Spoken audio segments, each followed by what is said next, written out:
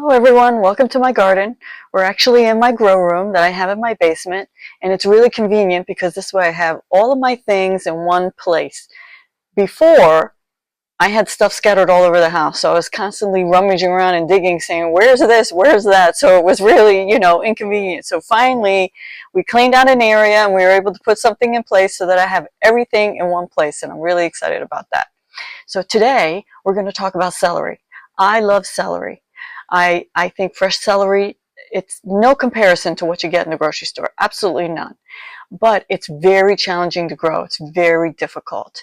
And so I'm going to talk to you today about some of the techniques that I use that have given me success in the past. So today I'm going to plant two different varieties.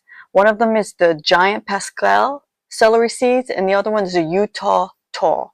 I've grown both of these before. I've had success. And then I also want you to take a look at the little planters that I'm using. I've already filled them up with well-screened soil that has amended worm castings in it. So I amended it with the worm castings. And you could see that it has a little tight humidity dome, and the cells are small because it takes celery a long time to grow. And so by doing this, I'm keeping humidity in and also the light, because celery needs light to germinate. So it's a very unique seed in that regard, that it actually needs light. So it's also a moisture hog, total moisture hog. So it needs moisture and light to germinate. So I know other people who plant celery, they'll put the celery seeds on and then they sprinkle a little bit of soil on top. I don't do that. I just kind of sprinkle the seeds, pat them down, and then go from there. And I'll be monitoring them daily to make sure that they stay moist, that they have the light they need, and that type of thing. So the first set I'm going to show you my little technique that I use. So here's my giant Pascal. I think I have enough seeds to do 2 trays.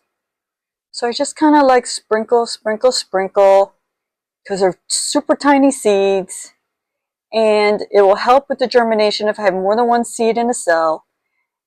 And then, I can thin them later on.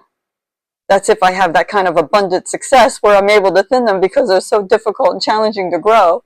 But, we'll do what we can. And then, so you can see I'm just kind of like tapping it, tapping it, tapping it, kind of like pressing them in a little bit. And that's what I'm doing with that.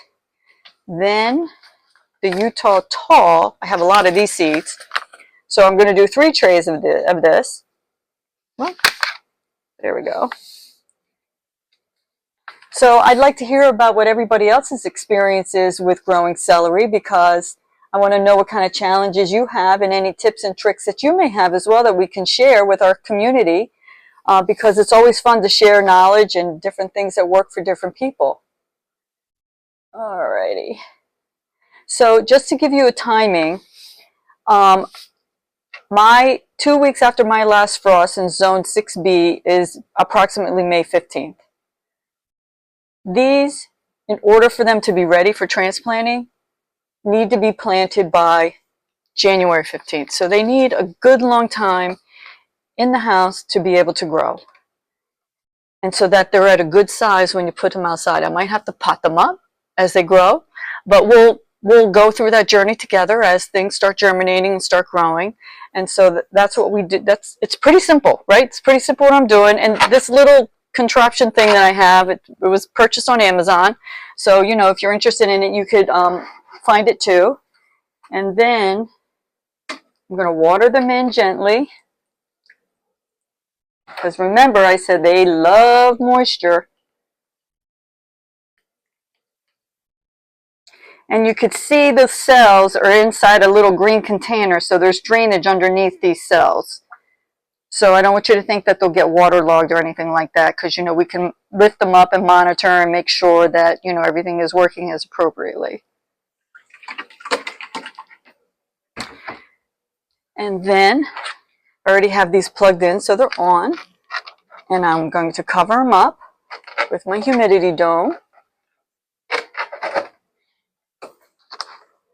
And these also take a long time to germinate. I don't want you to think in a week you're going to see germination. Don't get discouraged.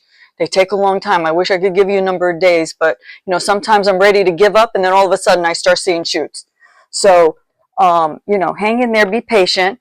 You know, obviously, you know, if a month goes by and you haven't had anything germinate, then you know you probably want to investigate that or try something new.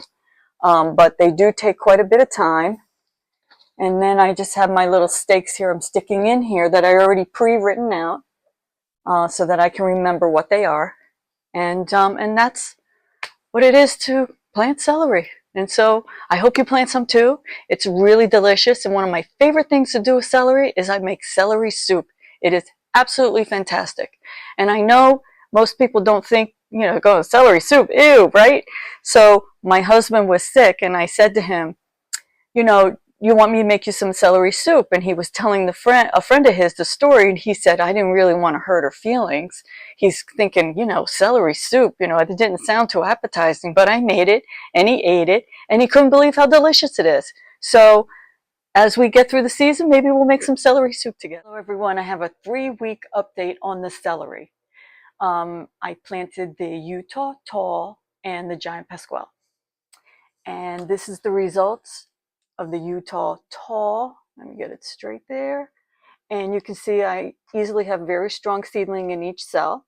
Now there were additional seedlings that sprouted, but I thinned them out. I know it pains us all to thin them out. It's like killing our children, right? When you know you have to thin out the seedlings because you want them all to thrive and you want them all to grow. And this is the results of the Giant Pasquale. Nothing. Absolutely nothing. Not one seed. It's very frustrating, and I don't know why, because I looked at the seed packet and the seed packet was from 2024, and celery seeds typically last 3 to 5 years, so I thought that was really interesting. So anyway, I have 36 healthy celery, so I'm very happy with that. That will be plenty for me. You know, my backyard garden. I may have to find some homes with other people because that's so many, but that's okay. I don't mind sharing my seedlings. I rather enjoy it, and people like receiving them. And, you know, just like they like receiving the fruit as well, because there are other backyard gardeners that we all know. And, you know, we like to share our plants. So thank you, and we'll see you next time.